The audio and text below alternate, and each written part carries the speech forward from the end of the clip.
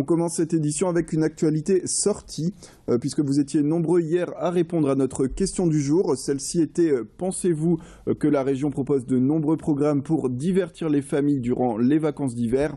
Malheureusement, la majorité des votants affirmaient ne pas trouver de programme intéressant. L'occasion de parler d'une activité familiale à Lille dont la renommée ne faiblit pas. On parle de l'île Neige. Jusqu'au 15 mars, à la gare Saint-Sauveur, ce parc éphémère propose aux visiteurs la patinoire, mais aussi des pistes de luge, un jardin d'hiver, des ateliers, sans oublier des animations autour des sports de glisse. L'entrée à l'île Neige est gratuite, mais la patinoire de ce parc affiche un tarif allant de 60 centimes à 3,50 €. Ce qui est sûr, en tout cas, c'est que l'île Neige est toujours le parc le préféré des enfants. On écoute tout de suite, je vous propose quelques témoignages sur la patinoire. Je suis venue me défouler, m'amuser et surtout faire de la patinoire. Arrivé au bout, ça faisait un peu peur parce que je fonçais un peu sur les autres. Ça partait un petit peu. Je suis venue m'amuser, je fais de la patinoire et pour s'éclater, et comme c'est tous les ans, c'est génial. Moi c'est un danger. Après moi c'est gagné. Au début, on croit savoir, c'est facile, totalement facile. On arrive sur la glace, on se rattrape 2-3 fois et puis on se dit en fait c'est pas très facile.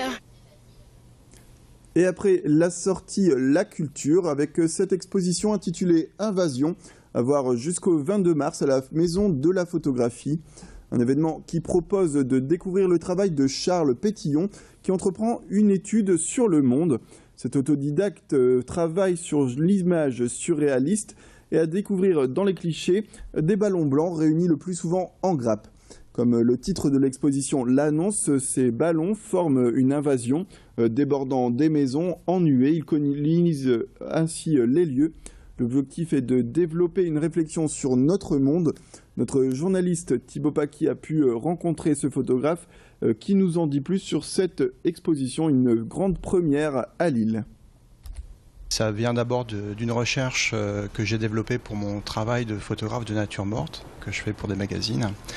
Je recherche différents types de matières, le carton, je travaille le carton, le bois, le plexiglas pour faire des photographies de nature morte. Et les ballons faisaient partie des thèmes sur lesquels j'ai fait des recherches. Et progressivement, lors de ces recherches, j'ai compris que les ballons devenaient une forme de matière première. C'était quelque chose d'assez souple. On peut vraiment les adapter en fait au sujet, au lieu ou au thème que l'on veut développer avec ça. Donc c'est vraiment ça qui était intéressant. C'est pour ça que j'ai poursuivi dans cette recherche avec les ballons. On enchaîne avec du sport et le basket féminin. Ce soir, les basketteuses de l'ESBVA entament un rendez-vous majeur en demi-finale allée de l'Eurocoupe. Les Villeneuvoises affrontent les Israéliennes du Maccabi Pnot. Une victoire leur permettrait une première qualification en finale dans l'histoire du club. Les joueuses se sont envolées hier matin direction Israël et la rencontre est prévue ce soir vers 18h30 heure française. Le week-end dernier, la victoire dans le derby à Arras leur a permis de garder leur place dans le top 3 du championnat. Mais leur adversaire là est tout de même plein de ressorts puisque les joueuses d'Israël sont double vainqueurs cette saison du Dynamo Moscou, peut-être donc la meilleure équipe européenne. Et sachez que le match retour jeudi prochain à Villeneuve d'Ascq sera retransmis en direct en streaming sur notre chaîne Dailymotion avec une édition spéciale avant la rencontre depuis le Palacium. On aura d'ici là le temps d'en reparler. Mais n'oubliez pas donc ce soir à 18h30 le match de l'ESBVA en Israël. Le résultat ce sera demain matin bien sûr sur Grand Lille TV. Et dans le reste de cette édition, place à une nouvelle réglementation qui va s'imposer dans les foyers français et dans les foyers du Grand Lille. La présence obligatoire dans 10 jours de détecteurs de fumée. Dès le 8 mars, ce boîtier permettra selon les pompiers d'éviter chaque année en France quelques 500 morts et 6000 blessés. Ce produit est disponible dans la majorité des magasins et s'achète une vingtaine d'euros. Le détecteur peut être un allié alors décisif contre l'incendie et qu'il soit à détection thermique ou optique, l'appareil envoie une alarme d'environ 80 décibels lorsqu'il détecte les fumées.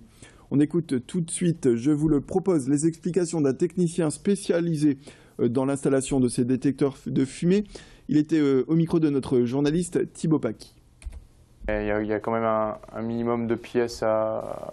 La cuisine reste quand même la pièce la plus sensible, on va dire, où est-ce qu'il peut y avoir des pare-feux. Et aussi, bon, on peut le voir, les anciennes maisons, où est-ce qu'il y a les anciens tableaux électriques, etc. La plupart des pare-feux partent de là, en fait, des tableaux électriques.